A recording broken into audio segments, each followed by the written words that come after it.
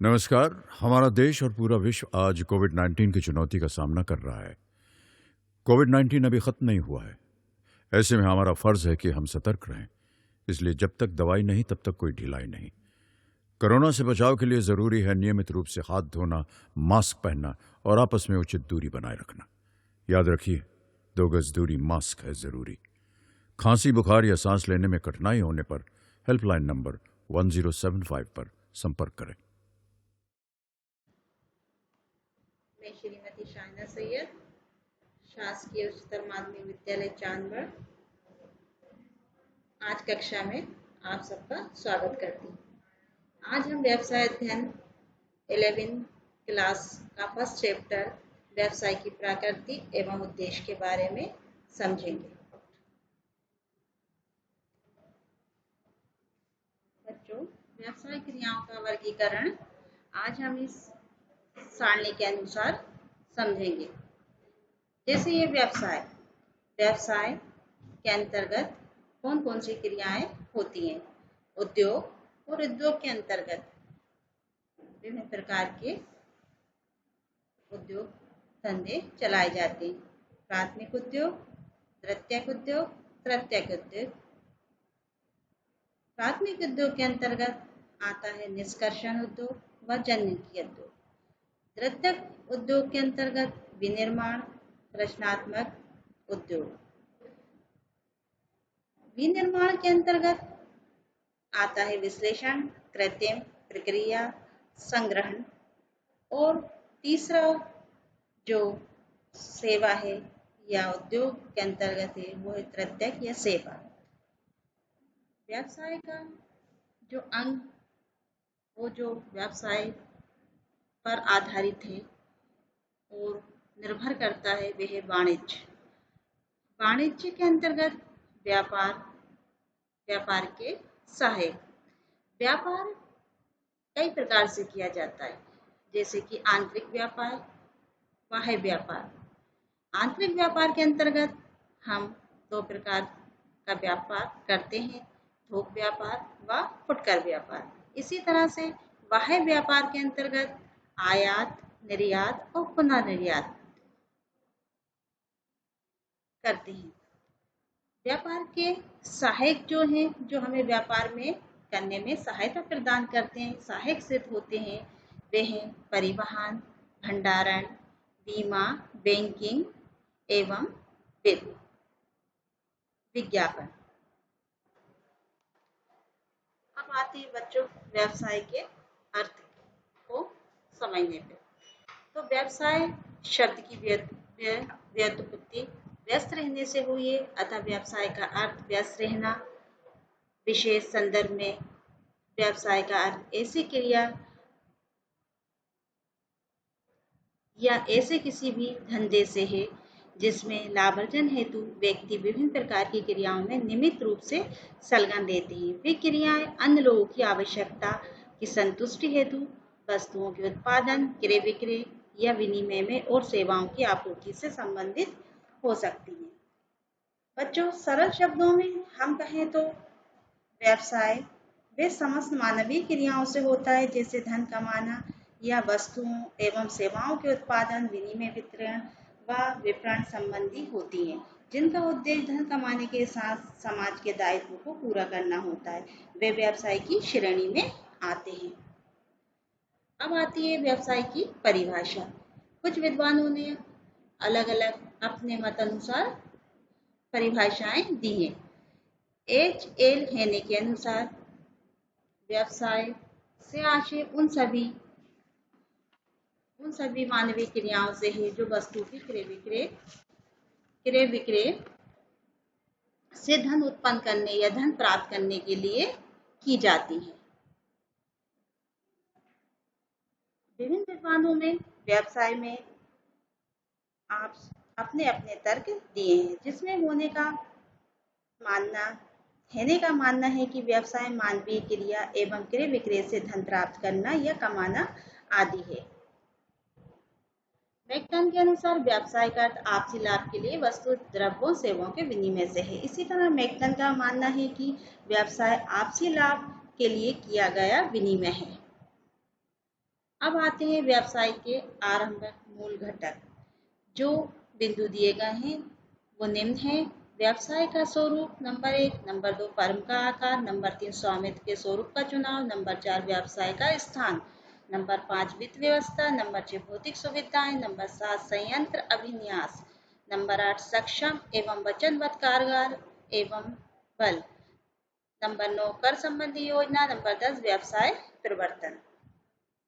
बच्चों, जब कोई व्यवसाय का आरंभ करता है तो उसे कुछ मुख्य बातों का ध्यान रखना चाहिए एवं उस पर नियोजन कार्य कर प्रारंभ करना चाहिए। नंबर 1 है व्यवसाय के स्वरूप का चयन। किसी भी उद्यमी को नए व्यवसाय को प्रारंभ करने से पूर्व उसकी प्रकृति तथा प्रकार पर ध्यान देना चाहिए। बच्चों, जब कोई व्यवसाय का चयन करता है तो उसे सर्वप्रथम व्यवसाय कैसा हो एवं किस प्रकार का व्यवसाय हो के बारे में विचार करना होता है, क्योंकि हर व्यक्ति व उद्यमी वह व्यापार का चयन करेगा जिससे अधिक लाभ प्राप्त हो सके। अगला है फर्म के आकार। व्यवसाय के आरंभ करते समय व्यवसाय के आकार या उसके विस्तार, निर्णय संबंधी पहलू या दूसरे महत्वपूर्ण निर्णय हैं जिसका ध्यान रखा जाना चाहिए। बच्चों, यदि व्यवसाय को यह विश्वास हो कि उसके उत्पाद की मांग बाजार में अच्छी होगी तो वे अधिक पूंजी का प्रबंध करके बड़े पैमाने पर भी व्यवसाय प्रारंभ कर सकता है। यदि व्यवसाय प्राकृतिक आपदाओं या जोखिम उठाने में सक्षम नहीं है तो वे अपने व्यवसाय का चयन उसी आधार पर करेगा। अगला है स्वामित्व के स्वरूप का चुनाव। स्वामित्व के संबंध में संगठन का स्वरूप एकांकी व्यापार, साझेदारी या संयुक्त पूंजी कंपनी का हो सकता है। उपयुक्त स्वामित्व स्वरूप का चुनाव पूंजी की आवश्यकता, स्वामी के दायित्व, लाभ का विभाजन आदि पर निर्भर करता है। बच्चों, जैसा कि कहा गया है कि स्वामित्व, अधिकार, जिम्मेदारी ये सब व्यवसाय के स्वरूप पर निर्भर करता है। व्यवसाय कौन से स्वरूप का है, जैसे एकांकी या एकल, साझेदारी या संयुक्त या कंपनी, इन सब में पूंजी जिसमें अधिक लगाई है उसका ही स्वामित्व होगा। एकल है तो वे कर्ता का ही स्वामित्व होगा। अगला है व्यवसाय का स्थान। व्यवसाय प्रारंभ करते समय ध्यान में रखने वाला एक अत्यंत महत्वपूर्ण घटक वह स्थान जहां व्यावसायिक क्रियाओं का संचालन होगा। इसके संबंध में किसी भी त्रुटि का परिणाम ऊंची उत्पादन लागत, उचित प्रकार के उत्पादन, निवेशों की प्राप्ति में असुविधा तथा ग्राहकों की अच्छी सेवा देने में विचारणीय घटक है। बच्चों, जब कोई व्यवसाय का चयन करता है तो सर्वप्रथम व्यवसाय के स्थान के बारे में ये कहा जा सकता है कि व्यवसाय जहाँ स्थित है वह स्थान ऐसा होना चाहिए जिसमें लागत, समय एवं सर्व सुविधाजनक हो, जिसमें ग्राहकों को अच्छी सेवा, व्यवसाय को श्रम, आपूर्ति, बैंकिंग, यातायात, संप्रेषण, भंडारण आदि की व्यवस्था हो। अगला है वित्त व्यवस्था।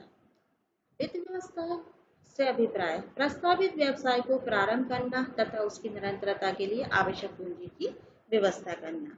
बच्चों, वित्त व्यवस्था की आवश्यकता से आशय जैसे स्थायी संपत्ति, भूमि, भवन, मशीनरी, साजो सामान और चालू संपत्ति जैसे कच्चा माल, देनदार, माल का स्टॉक आदि का रूपरेखा तैयार करना। अगला है भौतिक सुविधाएं। इन सुविधाओं से अभिप्राय जैसे मशीन तथा साजो सामान, भवन एवं सहायक सेवाएं शामिल है, क्योंकि ये भी बड़े महत्वपूर्ण घटक होते हैं। बच्चों, व्यवसाय प्रारंभ करने से पहले या करते समय भौतिक सुविधाओं को भी ध्यान में रखना चाहिए। भौतिक सुविधाओं से तात्पर्य जिसमें मशीन, भवन, साजो सामान एवं सहायक सेवाएं शामिल होती हैं वे भौतिक सुविधा कहलाती हैं। बच्चों, संयंत्र अभिन्यास से आशय वस्तु की व्यवस्था करने से है जो कि उत्पाद के निर्माण के लिए आवश्यक हो, जैसे मशीन, मानव, कच्चा माल तथा निर्मित माल की भौतिक व्यवस्था। बच्चों, जब भौतिक सुविधाओं की आवश्यकता निश्चित हो जाती है तो व्यापारी को संयंत्र का ऐसा नक्शा बनाना चाहिए जिससे वस्तुओं का निर्माण आज के प्रतियोगी समय में व्यवसाय लाभ अर्जित कर सके। अगला, सक्षम एवं वचनबद्ध कामगार बल।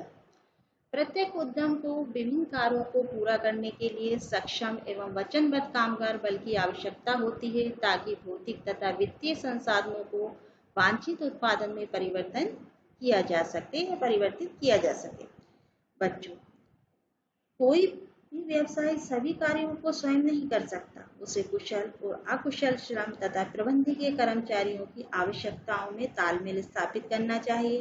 कर्मचारी अपना कार्य श्रेष्ठ व अच्छे तरीके से कर सके, उसके लिए प्रशिक्षण एवं अभिप्रेरणा का समुचित व्यवस्था करनी चाहिए। अगला, कर संबंधी योजना। व्यवसाय के प्रवर्तन को कानून के अंतर्गत कर दायित्व तथा व्यावसायिक निर्णयों पर उनके प्रभाव के संबंध में पहले से सोच कर चलना चाहिए। बच्चों, आजकल आयोजना एक आवश्यक कार्य बन गया है क्योंकि देश में विविध कर कानून प्रचलित है जो व्यवसाय की कार्यविधि के प्रत्येक पहलू को प्रभावित करते हैं। इसलिए कर दायित्व को बहाल करने की व्यवसाय में क्षमता होना अति आवश्यक है। व्यवसाय प्रवर्तन, जिसका तात्पर्य विभिन्न संसाधनों को गतिशीलता प्रदान करना, आवश्यक कानूनी औपचारिकताओं की पूर्ति, उत्पादन प्रक्रिया का श्रीगणेश तथा विक्रय प्रवर्तन अभियान को प्रोत्साहन देना होगा। बच्चों, उपरोक्त घटकों के विषय में निर्णय लेने के उपरांत एक व्यवसायी को व्यापार के वास्तविक नवप्रवर्तन पर भी ध्यान देना आवश्यक होता है। बच्चों, अब आती है व्यवसाय की विशेषताएं। तो विशेषताएं जो व्यवसाय में विशेष बातों का समावेश होता है उनको हम विशेषताएं कहते हैं। इन बिंदुओं के आधार पर हम विस्तार से एक एक करके इसके बारे में जानकारी प्राप्त करेंगे। नंबर 1 है आर्थिक क्रिया, नंबर 2 वस्तुओं सेवाओं का उत्पादन, नंबर 3 मानवीय आवश्यकताओं की संतुष्टि, नंबर 4 नियमित रूप से वस्तु सेवाओं का विनिमय, नंबर 5 लाभ अर्जन, नंबर 6 प्रतिफल की अनिश्चितता।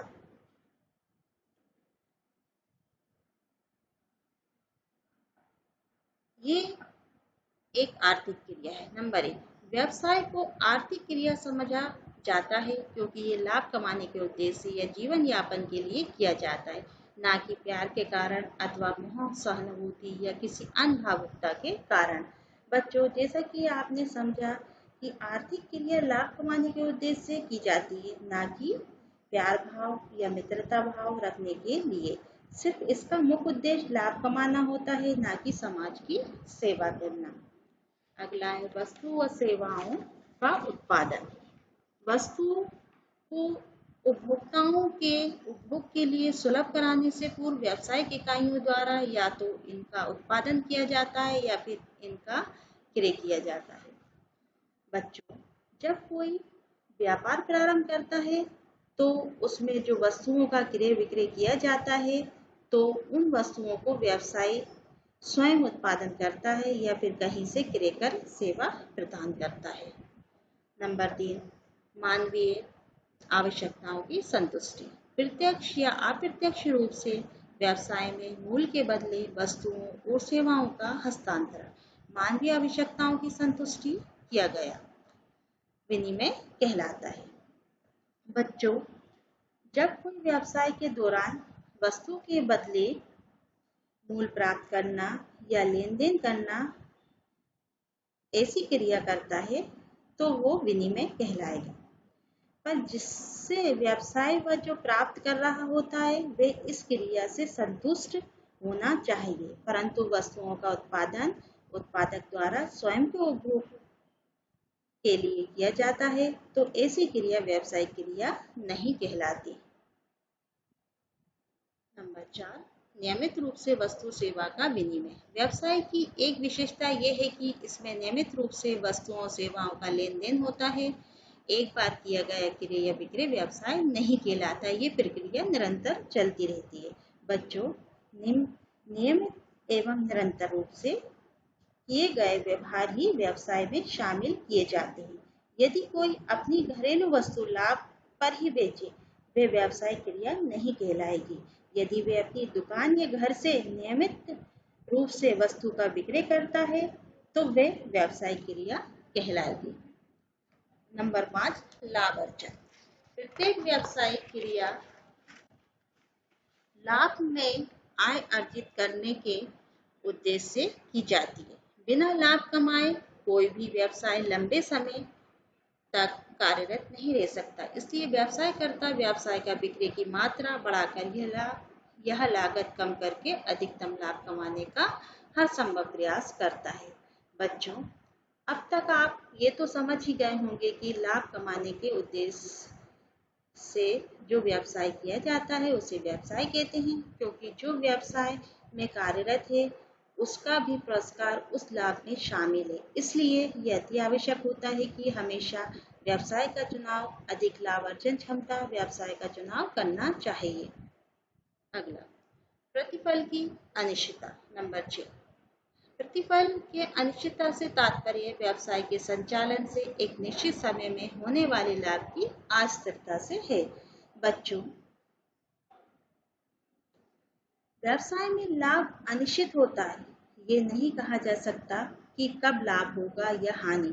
कभी भी व्यवसाय के लाभों में एक समान निश्चितता नहीं पाई जाती। अब आते हैं व्यवसाय के उद्देश्य। बच्चों, उद्देश्य का आशय उस अंतिम बिंदु से है जहां तक हम पहुंच सकते हैं, क्योंकि प्रत्येक कार्य किसी न किसी उद्देश्य के लिए किया जाता है। उद्देश्यहीन कार्य घड़ी के पेंडुलम बन जाता है, जो अपने संपूर्ण जीवन में कहीं नहीं पहुंच पाता। इसके आधार पे हम इसको समझेंगे। नंबर 1, बाजार की स्थिति। नंबर 2, नवप्रवर्तन। नंबर 3, उत्पादकता। नंबर 4, लाभ अर्जन। नंबर 5, सामाजिक उत्तरदायित्व। व्यवसाय के उद्देश्य। नंबर 1, बाजार की स्थिति। बाजार स्थिति से तात्पर्य एक उत्पादक की उसके प्रतियोगियों से संबंधित अवस्था से है। उत्पादकता को अपने उपभोक्ताओं को प्रतियोगी उत्पाद उपलब्ध कराने तथा उन्हें संतुष्ट रखने के लिए अपने पैरों पर मजबूती से खड़े रहना चाहिए। बच्चों, बाजार की स्थिति से तात्पर्य यह है कि कभी भी समय एक समान स्थिर नहीं रहता। दिन प्रतिदिन नए नए उत्पाद बाजार में आते हैं, तो उत्पादक को चाहिए कि अपने उपभोक्ताओं को समय अनुसार एवं उनकी मांग अनुसार उत्पाद उपलब्ध कराना। अगला, नवप्रवर्तन। नवप्रवर्तन से तात्पर्य नए विचारों का समावेश या जिस विधि से कार्य किया जाता है उसमें कुछ नवीनता लाने से है। प्रत्येक व्यवसाय में परिवर्तन की 2 विधियां हैं। नंबर 1, सेवा में नवप्रवर्तन। नंबर 2, उनकी पूर्ति में निपुणता तथा सक्रियता। बच्चों, नवप्रवर्तन यानी व्यवसाय में कुछ नया परिवर्तन समय अनुसार नवप्रवर्तन विधि से किया जाता है। उत्पादक या व्यवसाय जो सेवा अपने उपभोक्ताओं को दे रहे हैं उसमें प्रतियोगिता अनुसार उत्पाद उपलब्ध कराना और जो पूर्ति की जा रही है उसमें निपुणता तथा सक्रियता होना अति आवश्यक है। अगला, उत्पादकता।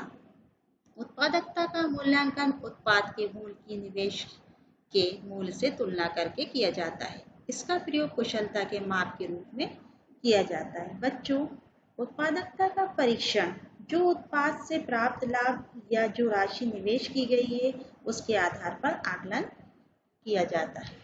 अगला, लाभ अर्जन। बच्चों,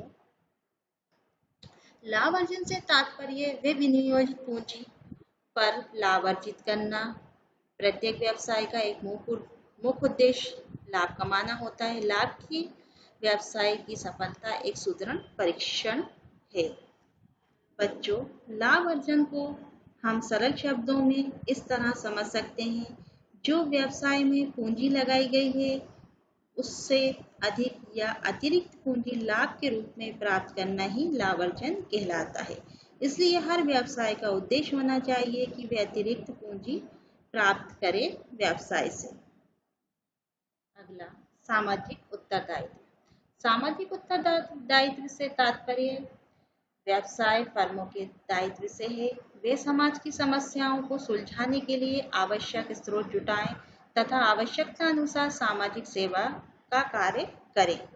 बच्चों, एक व्यवसायिक उपक्रम को विभिन्न व्यक्तियों तथा समुदायों के हित में अपने उत्तरदायित्व तथा उसकी समृद्धि के लिए अग्रसर रहना चाहिए। अब आता है व्यवसाय का लाभ या महत्व। नंबर 1, प्राकृतिक एवं मानवीय संसाधनों का उपयोग। रोजगार में वृद्धि, जीवन स्तर में वृद्धि, सरकार की आय में वृद्धि, शिक्षा के स्तर में वृद्धि। बच्चों, वर्तमान विकसित युग का आधार व्यवसाय ही है। व्यवसाय समस्त आर्थिक क्रियाओं का आरंभ एवं अंत है। इसलिए व्यवसाय के महत्व का अध्ययन निम्नलिखित बिंदुओं के आधार पर किया जा सकता है। नंबर 1, प्राकृतिक एवं मानवीय संसाधनों का उपयोग।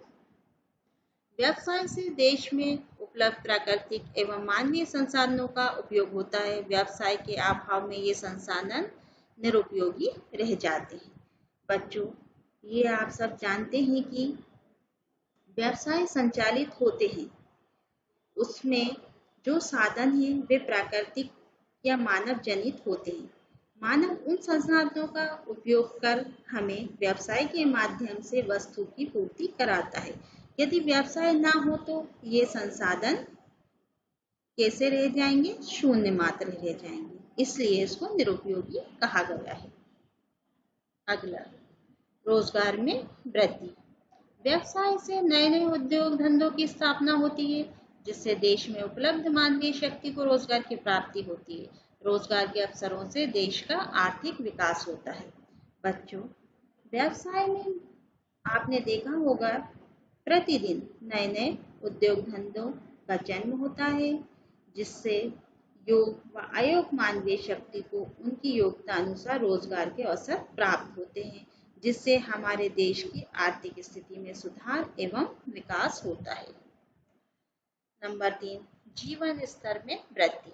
व्यवसाय से लोगों की आय में वृद्धि होती है, जिनसे वे आधुनिक वस्तुओं का उपभोग कर अपने जीवन स्तर में वृद्धि करते हैं। बच्चों, व्यवसाय से देश का विकास तो होता ही है, साथ ही साथ आय में भी वृद्धि होती है, जिससे सुखमय जीवन जीने एवं तनाव मुक्त जीवन जीने में सहायता प्राप्त होती है, जिससे जीवन स्तर में वृद्धि में भी सहायक सिद्ध होते हैं। अगला, सरकार की आय में वृद्धि। व्यवसाय पर सरकार विभिन्न प्रकार के कर लगाती है, जिनसे सरकार की आय में वृद्धि होती है। व्यवसाय से कर को व्यक्तिगत कर की भी प्राप्ति होती है। बच्चों, व्यवसाय से एवं उद्योग धंधों से व्यवसायी को तो लाभ प्राप्त होता ही है, साथ में सरकार के लिए भी व्यवसाय आय का साधन है, क्योंकि सरकार व्यवसाय के अनुरूप आय के अनुरूप कर प्राप्त कर अपनी आय में वृद्धि करती है। नंबर 5, शिक्षा के स्तर में वृद्धि। व्यवसाय से नवीन तकनीकों का विकास हुआ है, जिससे शिक्षा के स्तर में वृद्धि होती है। व्यक्ति नवीन तकनीकों के ज्ञान से रोजगार प्राप्त करता है। बच्चों, व्यवसाय से शिक्षा के स्तर में भी वृद्धि होती है, क्योंकि इनसे शिक्षा के क्षेत्र में नई नई तकनीकों का उपयोग कर अच्छी शिक्षा, गुणवत्ता युक्त शिक्षा प्राप्त करने से हमें रोजगार के कई अवसर प्राप्त होते हैं।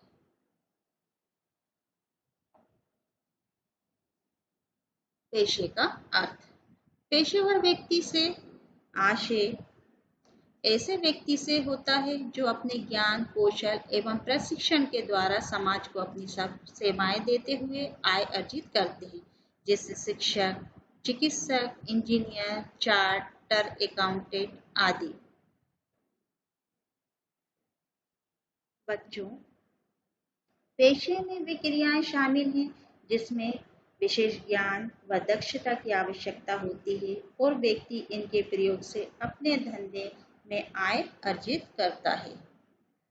परिभाषा वेबस्टर शब्दकोश के अनुसार, पेशा वह व्यवसाय है जिसके अंतर्गत एक व्यक्ति विशिष्ट ज्ञान प्राप्त करके दूसरे व्यक्ति को निर्देशन, मार्गदर्शन और परामर्श देता है। बच्चों, इस परिभाषा के आधार पर यह कहा जा सकता है कि पेशा जन्मजात प्रतिभा नहीं है, ये स्वयं विशिष्ट ज्ञान, कौशल एवं प्रशिक्षण के माध्यम से अर्जित की जाने वाली प्रतिभा है। पेशे की विशेषताएं। बच्चों, निम्न बिंदुओं के आधार पर पेशे की विशेषताओं का अध्ययन करेंगे। नंबर 1 विशिष्ट ज्ञान, नंबर 2 प्रशिक्षण और अनुभव, नंबर 3 ईमानदारी व नैतिकता, नंबर 4 सेवा भावना, नंबर 5 केंद्रीय संगठन। नंबर 1 विशिष्ट ज्ञान। पेशे के लिए किसी व्यक्ति के पास उस व्यवसाय से संबंधित विशिष्ट ज्ञान, योग्यता या प्रशिक्षण का होना आवश्यक होता है। विशिष्ट ज्ञान के अभाव में व्यक्ति पेशेवर नहीं बन सकता। बच्चों, यहाँ विशिष्ट ज्ञान से यह तात्पर्य है वे व्यक्ति जिस पद पर है, चाहे वे डॉक्टर हो या शिक्षक या इंजीनियर हो, उससे संबंधित क्षेत्र में व्यावहारिक ज्ञान होना अति आवश्यक है। सदस्यता, योग्यता, प्रशिक्षण आदि भी होना आवश्यक है। अगला, प्रशिक्षण और अनुभव। पेशे में विशिष्टता, प्रशिक्षण और दीर्घ अनुभव से प्राप्त होती है। पेशेवर व्यक्ति को समय समय पर प्रशिक्षण प्राप्त करते रहना चाहिए। बच्चे, पेशेवर व्यक्तियों को पेशे संबंधित प्रशिक्षण अनुभव होना अति आवश्यक है, इसलिए उसको समय समय पर जब भी उसकी आवश्यकता लगती है या लगता है कि उसे किसी काम में रुकावट आ रही है, तो उसे उससे संबंधित प्रशिक्षण लेना आवश्यक है। बच्चों, अगला, ईमानदारी व नैतिकता। पेशेवर व्यक्ति अपने पेशे के प्रति ईमानदार व नैतिक रूप में दृढ़ होना चाहिए। ईमानदारी का अभाव पेशे की गरिमा को नष्ट कर देता है। बच्चों, पेशेवर व्यक्ति को अपने पेशे को लेकर गंभीर और ईमानदारी से कार्य करने वाला एवं समाज के प्रति उसका जो दायित्व है उसका निर्वाह ईमानदारी से करना चाहिए। नंबर 4 सेवा भावना। आय प्राप्त करने के साथ ही साथ पेशेवर व्यक्ति में सेवा की भावना पहले होना चाहिए। पेशे में सफलता के लिए सेवा भावना प्रमुख होती है। प्रथम सेवा फिर लाभ का सिद्धांत पेशे में लागू होता है। बच्चों, पेशेवर व्यक्ति को सेवा भावना का उद्देश्य रखना चाहिए एवं उसे लाभ की चिंता किए बगैर अपना कर्तव्य करना चाहिए। नंबर 5 केंद्रीय संगठन। पेशेवर व्यक्ति अपने पेशे के केंद्रीय संगठन का सदस्य होना चाहिए, जैसे चिकित्सक मेडिकल काउंसिल ऑफ इंडिया का वकील बार काउंसिल ऑफ इंडिया का एवं engineer institute of engineers of India का सदस्य होना चाहिए। बच्चों, पेशे से संबंधित क्रियाओं के लिए पेशेवर संस्थाओं द्वारा मार्गदर्शिका व आचार संहिता बनाई जाती हैं, जिस नियमों के अनुसार वे अपना कार्य करते हैं। किशोर अवस्था संबंधित समस्याओं के परामर्श हेतु समर्पित उमंग किशोर हेल्पलाइन के टोल फ्री नंबर 144225 पर संपर्क करें।